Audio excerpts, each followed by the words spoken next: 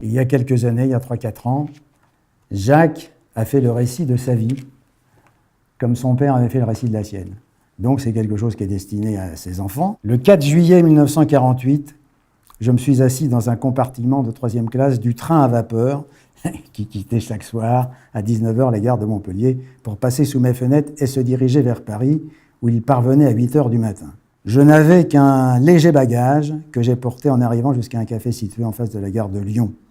J'ai aussitôt, à partir d'un téléphone public, composé le numéro du journal L'Équipe.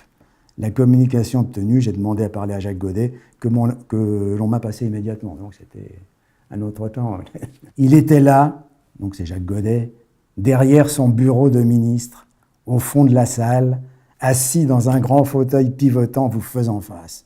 Il dominait ainsi ses interlocuteurs qui tous se disaient impressionnés. Il fallut moins de 10 minutes à Jacques Godet, intéressé par mon bagage universitaire, mon goût pour le football et un certain bagou, pour me dire que, partant dès le lendemain pour prendre le départ du Tour de France, il m'invitait à me rendre chaque jour au journal afin d'y corriger ses articles transmis par téléphone à une sténo.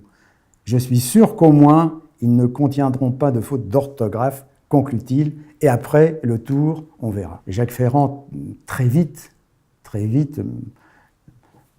monte dans les étages. Et très vite, il va s'inscrire comme la personnalité la plus importante du football à l'Équipe, et le football qui est aujourd'hui, mais comme hier, la locomotive du journal. Et puis, parallèlement, il va s'avérer comme le grand patron de France Football. La marque de Jacques Ferrand, c'est d'abord celle de quelqu'un qui tente un pari avec le directeur de l'Équipe et de France Football de l'époque, qui est Jacques Godet. France Football ne va pas bien. Jacques Ferrand propose le pari suivant à Jacques Godet: vous diminuez nos piges.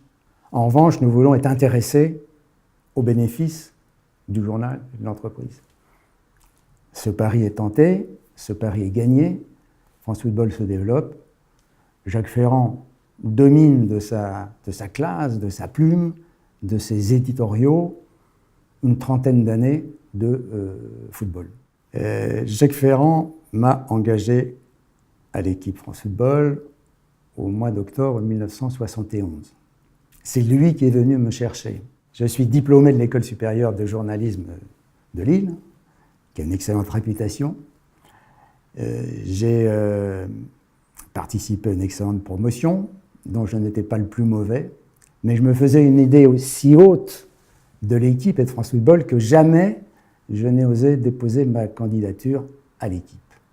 Et puis un jour, à un match au vieux stade de Colombes, Jacques Ferrand, le grand Jacques Ferrand, est venu me voir et m'a dit « Est-ce que vous auriez 5 minutes à me consacrer ?» Je lui ai dit « Oui, bien sûr ». Donc on s'est retrouvés à la mi-temps dans les couloirs des vestiaires du vieux stade de Colombes, et il m'a dit « Je ne vais pas tourner autour du pot, une place se libère chez nous, si vous voulez, elle est à vous ».